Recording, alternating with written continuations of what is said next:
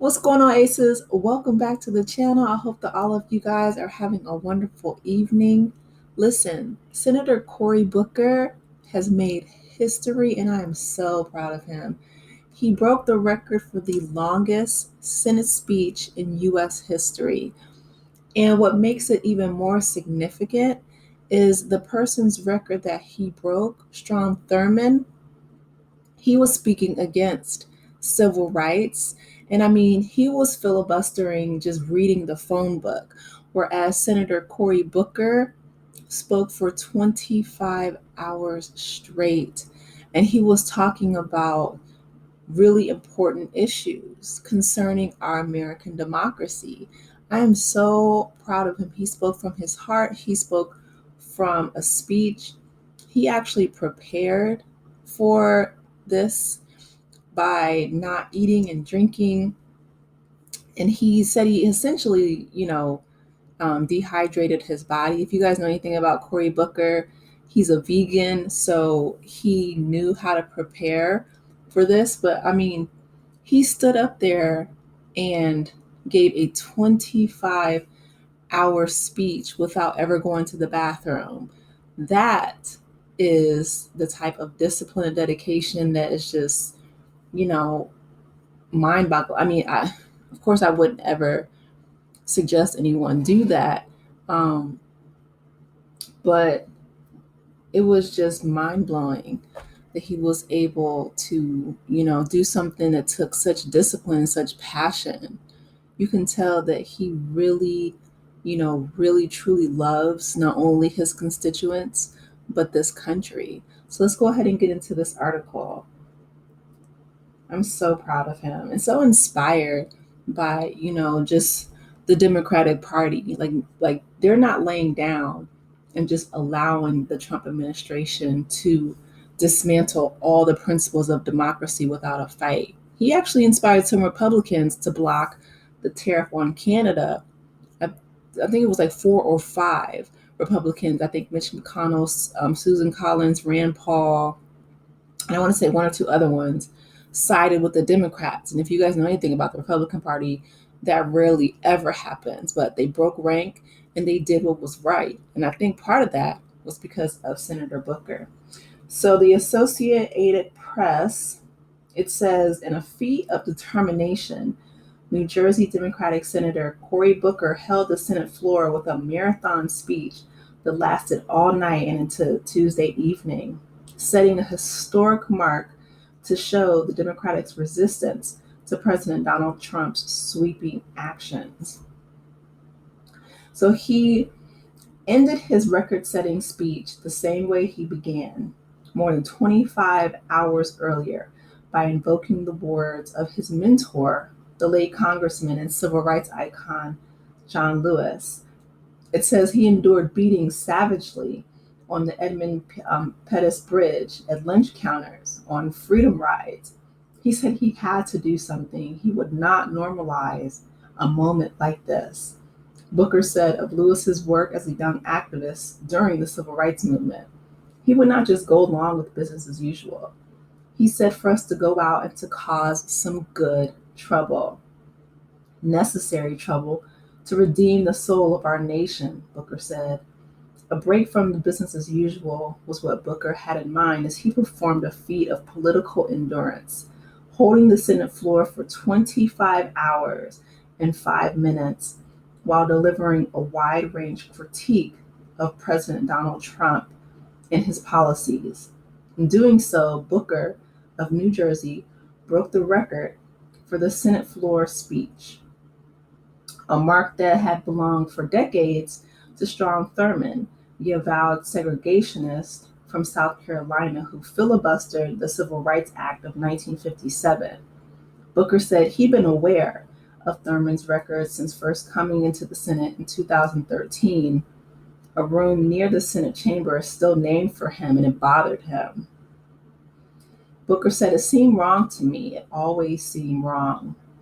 Booker, who is a Black progressive, spoke about his roots as a descendant of both slaves and slave owners as he invoked the civil rights movement, implicitly linking Lewis's steadfast resistance to Jim Crow and to the modern day opponents of Trump's reshaping our government and society. Throughout his speech, he read letters from Americans about the impact that Trump's agenda is having on their lives, drawing historical parallels and warning that the country faces a looming constitutional crisis. This is a moral moment, Booker said. It's not left or right, it's right or wrong. As Booker held the floor, dozens of members of the Congressional Black Caucus flanked to the back of the Senate chamber in support, including House Minority Leader Hakeem Jeffries and Representative Maxine Waters. Other CBC members kept close to the floor, including Senators Raphael Warnock, Angela Alsobrooks, and Lisa Blunt Rochester. Before Booker surpassed Thurman's 68-year-old record, Jeffrey said Booker's speech was an incredibly powerful moment because he is fighting to preserve the American way of life and our democracy. And the record was held by Strom Thurmond, who was actually defending Jim Crow segregation. Representative Hank Johnson of Georgia, a close friend of Lewis who had represented the neighboring district in Atlanta, said the Booker speech was an act of resistance. The American people want to see their representatives doing everything we can to resist the encroachment on our liberties and taking away our benefits, Johnson said. Booker's speech captured attention at a time when Democrats have grown frustrated and despondent at their inability to stop Trump's plans. Locked out of power in Congress and the executive branch, Democrats have struggled with how to take on Trump and the slashing of government being carried out by Elon Musk and his Department of Governmental Efficiency. Grassroots liberal organizers have been urging major Democratic figures to take a more combative approach. Some hoped that Booker's speech would offer the party lessons going forward. I think it just to deviate from the article a little bit, I think it really, has inspired a lot of people, has given people a reason to push forward. I know there's going to be a march on April 5th. Listen, um, I'm not participating in it.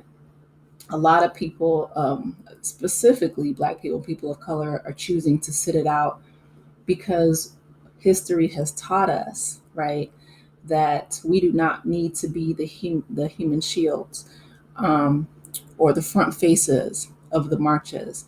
But Cory Booker's speech and just, him breaking this record has invigorated a lot of people.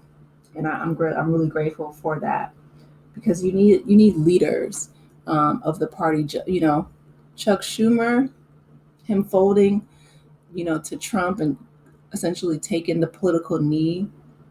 Yeah, I think it's time for him to retire and pass the baton to Booker or somebody younger. So Booker is reminding all of America and his own party not to simply stand for what we're against, but also to stand up for what we believe in, says Brittany Packard Cunningham, who's an activist and helped lead the 2014 protests against the police brutality in Ferguson.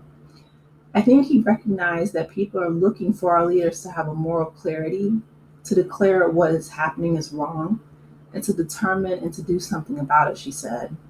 As Booker's marathon speech drew to a close, he recalled the last conversation he ever had with John Lewis, who was known for his acts of civil disobedience in Congress throughout his years in his career until his passing in 2020. Booker recalled telling Lewis, "We'll do everything possible to make you proud." And he said he had no doubt what Lewis's message would be if he were alive today. John Lewis would say, "Do something," Booker said. He wouldn't treat this moral moment like it was normal. I feel like John Lewis will tell him, to cause some good trouble, to do what he needs to do. And him taking this opportunity, to break Strom Thurmond's record and bring attention to first setting history, any historical moment is amazing. But for him to stand something, that old adage, if you don't stand for something, you'll fall for anything. I feel like he'd be really proud of him for causing good trouble. I feel like, seriously, this is the time for somebody to stand up, because I love studying world history. American history is, it's okay. Of course, we learned it throughout school, but globally, just learning about, the historical events that happen all over the world is something that I've always been a student of. But the thing that gets me is that Trump is enacting these tariffs, right? And this is really going to hit us hard. Um, is that globalization is something due to the internet, due to, all kind of different aspects that I won't go into.